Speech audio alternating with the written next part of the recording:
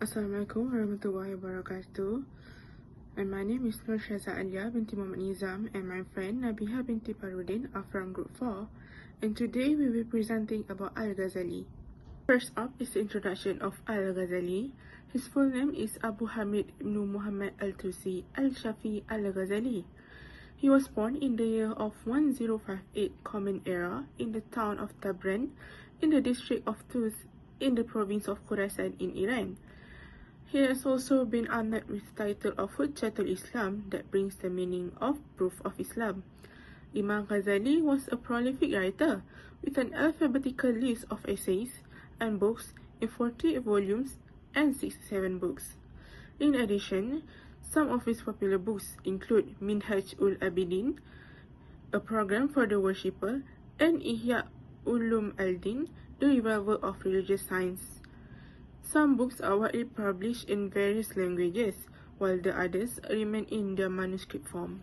Next is the view on wealth and economic activity. Al-Ghazali views wealth and economic activities as means to achieve eternal happiness, rather than ends in themselves.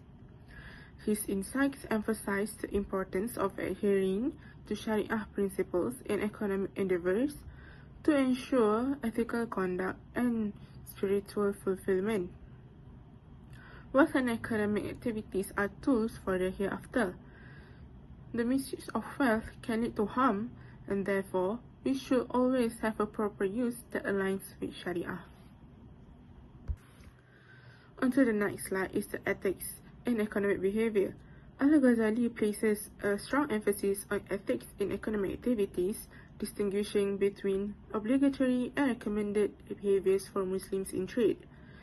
Obligatory behaviors include acquiring knowledge on lawful business practices and also formulating intentions for worship, while the recommended behaviors involve being equitable, avoiding injustice, and also practicing benevolence in transactions. In addition, Al-Ghazali also condemns hoarding, false advertising, and deceitful practices in trade. As for the next slide, I'll be passing on to my group mate, Nabiha. Assalamualaikum warahmatullahi wabarakatuh. My name is Nabiha binti Baharuddin, and today I would like to briefly share about one of the most influential scholars in Islamic economics thought, which is Imam Al-Ghazali, and his views on the role of the market, charity, and his lasting legacy. Let's begin with the role of the market and state. Al-Ghazali supported the idea of a just and ethical market, one that is free from cheating, fraud, and monopolistic practices. He believed that fairness in trade is not only good for the economy, but also a moral obligation.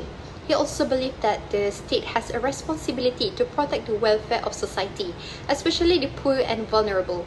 In other words, the government should not stay silent in the face of injustice or inequality. To ensure fairness in marketplace, he supported the Hisbah system, a market supervision mechanism in Islamic governance. This system ensures that traders and consumers are treated fairly, with honesty and transparency. Next, let's move on to charity and social justice. Al-Ghazali emphasized the importance of zakat, which is obligatory charity, and sadaqah, which is voluntary charity. For him, these acts were not just about about helping the poor. They were part of fulfilling our duty as Muslims. He also saw economic justice as a form of purification. When we give sincerely and distribute wealth fairly, it purifies our heart and helps create a more balanced society. Importantly, Al-Ghazali believed that poverty and inequality are not just economic problems.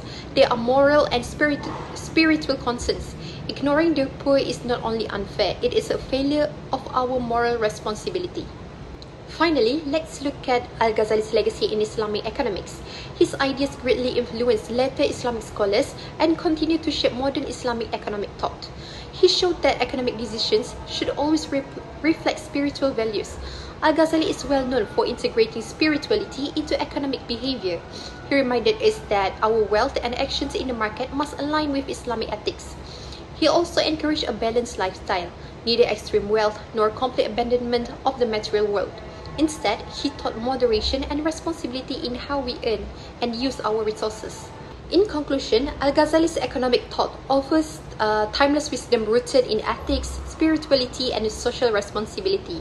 He viewed wealth not as an end in itself, but as a tool that should be earned lawfully, used wisely, and shared justly. By emphasizing ethical conduct in markets, the moral duties of individuals, and the protective role of the state, Al-Ghazali laid a foundation for a just and compassionate economic system.